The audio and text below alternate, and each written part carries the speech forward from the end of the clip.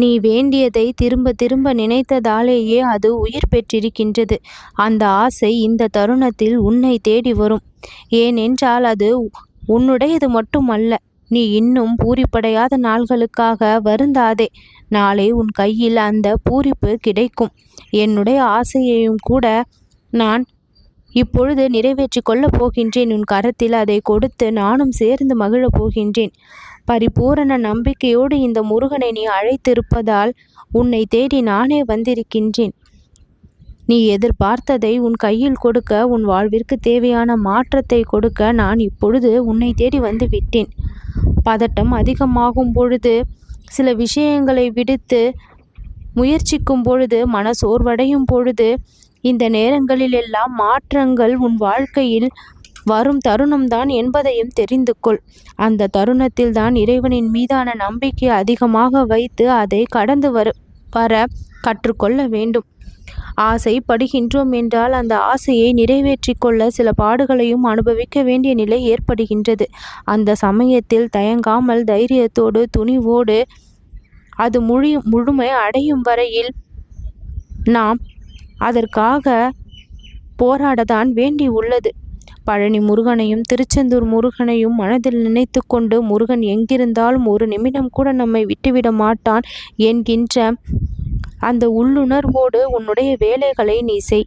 நீ அழைத்த ஒவ்வொரு முறையும் நான் உனக்குள் தான் இருக்கின்றேன்.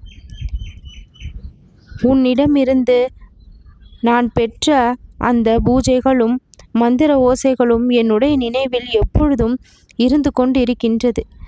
தீராமல் உன்னுடைய மனதிற்குள் இருக்கக்கூடிய அந்த காயங்களின் வலி விட்டு விலகவும் முடியாமல், சேரவும் முடியாமல் நீ தவிக்கின்ற இந்த தவிப்பு, பாடு அத்தனையும் எனக்கு தெரியும்.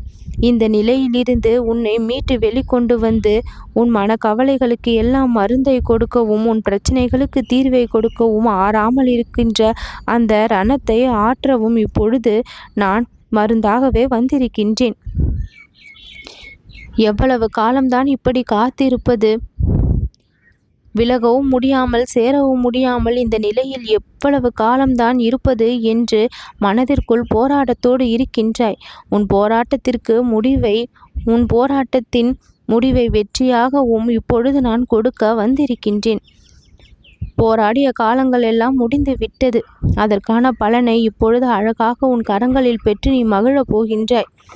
நடந்தது எதுவாக இருந்தாலும் அதில் பல நன்மைகள் நடந்திருப்பதால் மனதை சந்தோஷப்படுத்திக்கொள். ஏன் இப்படி நடந்திருக்கின்றது என்று வருத்தப்படக்கூடிய அளவிற்கு அது கெடுதலாக அமையவில்லை. நடக்கின்ற விஷயங்களும் உன் நலனுக்காக தான் நடக்கின்றது. இனி நடக்கப் போகின்ற விஷயங்களும் கூட உன் வாழ்க்கையின் இன்பத்தை மையப்படுத்தி தான் நடக்கவும் போகின்றது. எது நடந்த பொழுதிலும் முருகனுடைய அருள் அதில் கலந்திருக்கின்றது என்பதை நினைவில் வைத்துக்கொள். உன் வாழ்க்கை உனக்கு நிறைய விஷயங்களை அனுதினமும் ஒவ்வொரு செயல்களிலும் கற்றுக் கொடுத்து கொண்டிருக்கின்றது.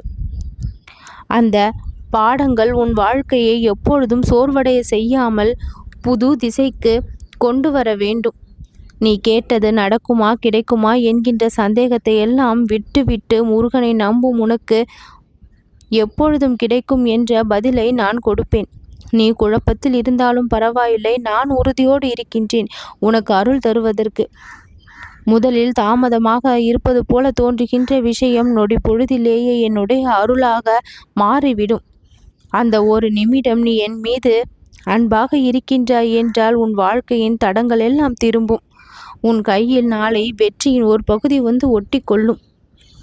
நீ சொன்னது, மனதில் வைத்தது, கண்களில் கற்பனை செய்தது எல்லாத்தினுடைய உருவத்தையும் நான் பார்த்திருக்கின்றேன். இந்த நொடியிலிருந்து தொடங்குகின்றது உன்னுடைய வாழ்க்கை ஒரு புதிய பயணமாக. முந்தைய தோல்விகளில் இருந்து இப்பொழுது நீ முழுவதுமாக வெளிவரப் போகின்றாய். உன்னை கஷ்டப்படுத்துகின்ற விஷயங்களை விட்டு உன்னால் வெளியில் வர முடியாமல் தவிப்பு இன்றளவும் உனக்கு இருக்கின்றது.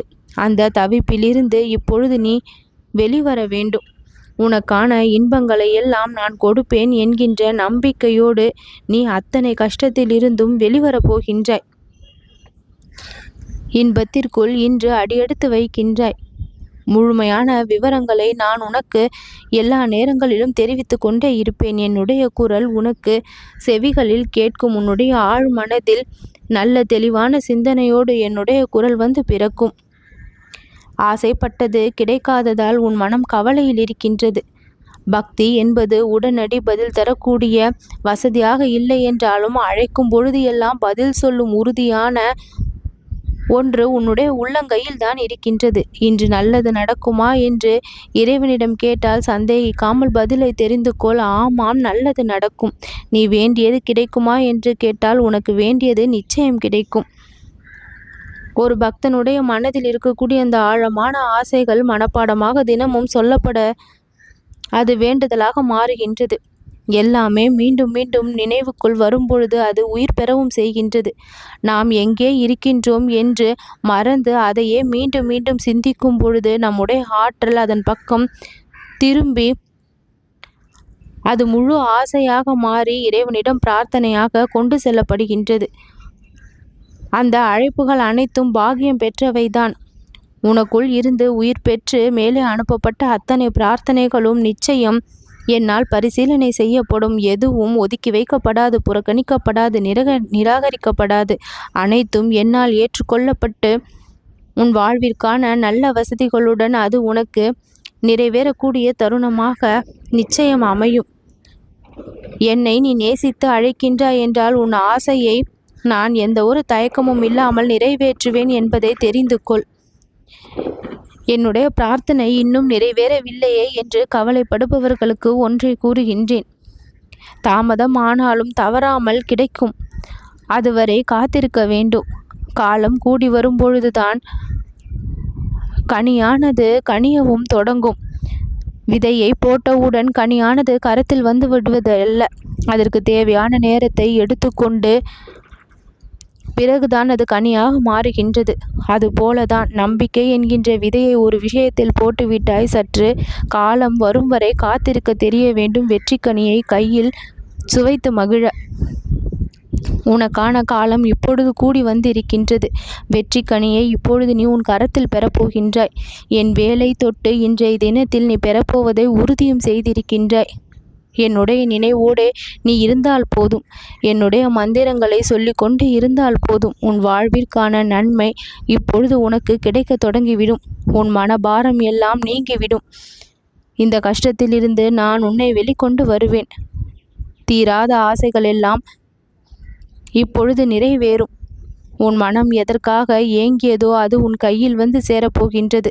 உன் கரம் பெற்று மகிழக்கூடிய அந்த விஷயம் மிக பெரிய சந்தோஷத்தை உனக்கு வாழ்நாள் முழுக்க கொடுக்கக்கூடியதாக இருக்கும். இந்த முருகனுடைய அருளோடும் ஆசீர்வாதத்தோடும் சிறப்பான வாழ்க்கையை நலமாக வாழ்வாய்.